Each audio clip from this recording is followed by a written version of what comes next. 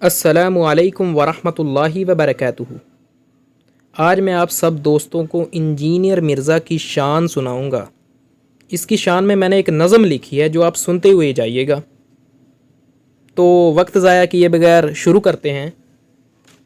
جہلم کا ہے ایک چھوکرا، انجینئر مرزا ہے جس کا نام ہے، یہ ایک گمراہ آدمی اور بہت بڑا شیطان ہے، یہ ایک گمراہ آدمی اور بہت بڑا شیطان۔ یہ تو ہو گیا انجینئر مرزا کا تعارف۔ تو آگے چلتے ہیں، دوسرا شعر۔ صحابہ بزرگوں اور ولیوں پر بھونکنا ہے اس کا کام، کوئی تو دے اس کو پھکی کیونکہ ہضم نہیں ہوتی اسے ان کی شان۔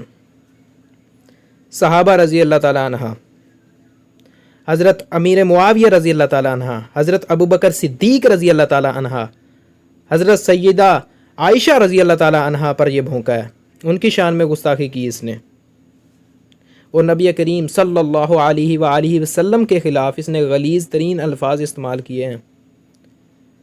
تو اللہ تعالیٰ اسے ہدایت دے۔ بزرگوں کی کرامات کو تو ویسے ہی یہ منکر ہے۔ تو اگلے شعر کی جانب بڑھتے ہیں۔ جب آتا ہے کوئی کرنے اس سے مناظرہ تو بھاگتا ہے یہ کھلے عام۔ جب بھی کوئی بات کرنے آتا ہے، جیسے پچھلے دنوں مفتی طارق مسعود صاحب وہ بات کرنے کے لیے آئے، یہ ایسے بھاگا کہ بعد میں ملا ہی نہیں، یہ کہاں گیا، اور ایسی گھٹیا باتیں کرنے لگا۔ ابھی مفتی طارق مسعود صاحب کو پولیس ڈھونڈ رہی ہے، وہ یہ کر رہے ہیں، وہ یہ کر رہے ہیں، وہ بہت گھبرائے ہوئے تھے۔ فضولیات۔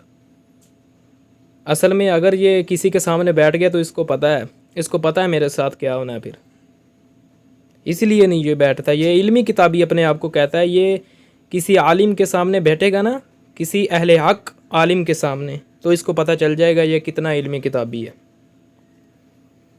تو بہرحال اگلے شعر کی جانب بڑھتے ہیں۔ حدیثوں میں یہ کرتا ہے تبدیلی، اس لیے یہ بڑا بے ایمان۔ دیکھنے میں تو اس کا ریفرنس جو ہے وہ سکرین پر چل رہا ہوتا ہے، لیکن یہ بڑی دھاندلی کرتا ہے اس میں۔ اس کی چلاکیوں کو صرف عالم ہی سمجھ سکتے ہیں، اور کوئی نہیں سمجھ سکتا۔ یہ اتنا دھوکے باز ہے۔ تو اگلا شعر۔ جب آتا ہے کوئی بات کرنے اس سے کوئی عالم تو ہو جاتا ہے یہ پریشان تو ہونا ہی ہے، کیونکہ اس کو آتا تو کچھ ہے نہیں، اس کا استاد تو کوئی ہے نہیں۔ یہ تو ایسے ہی ہے جیسے کوئی ڈاکٹر کی کتابیں پڑھ کے بیٹھ جائے بھی میں ڈاکٹر بن گیا ہوں۔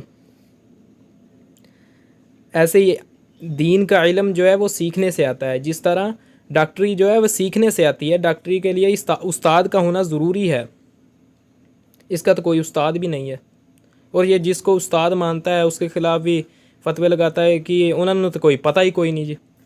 پنجابی میں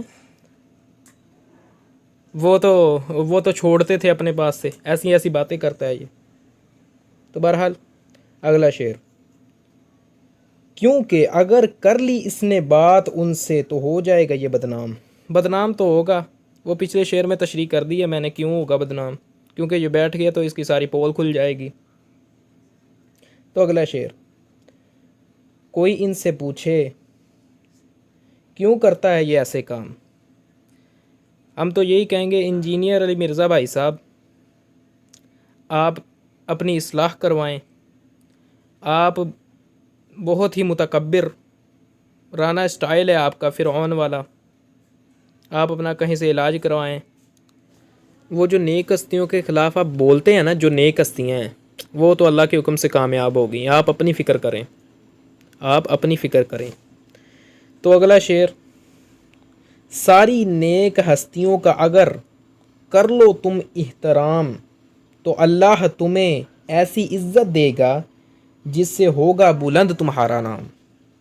ظاہری بات ہے، اگر تم نبیوں کی، صحابہ اکرام کی، اولیاء اللہ کی، بزرگان دین کی، سب کی عزت کرو، سب کا احترام کرو، ویسے یہ آپ پر بات ججتی نہیں ہے، آپ تو ہے ہی بے ادب۔ آپ کو ادب کے بارے میں کیا پتہ، کیونکہ آپ کا تو کوئی استاد نہیں ہے۔ ویسے ہی آپ کے شاگرد ہیں، وہ بھی بے ادب، جو کومنٹ میں گالیاں نکال کے جاتے ہیں. ویڈیو بنانے کا مقصد صرف یہی ہے، صرف اور صرف یہی ہے، آپ کی اصلاح ہے. کیونکہ ابھی توبہ کا دروازہ کھلا ہوا ہے. تو بہرحال اللہ تعالیٰ آپ کو ہدایت دے اور آپ کے لیے آخرت کی منزلیں آسان کرے ہدایت کے بعد. تو اسی کے ساتھ میں اپنی ویڈیو کا اہتمام کرتا ہوں. جزاکم اللہ خیرہ.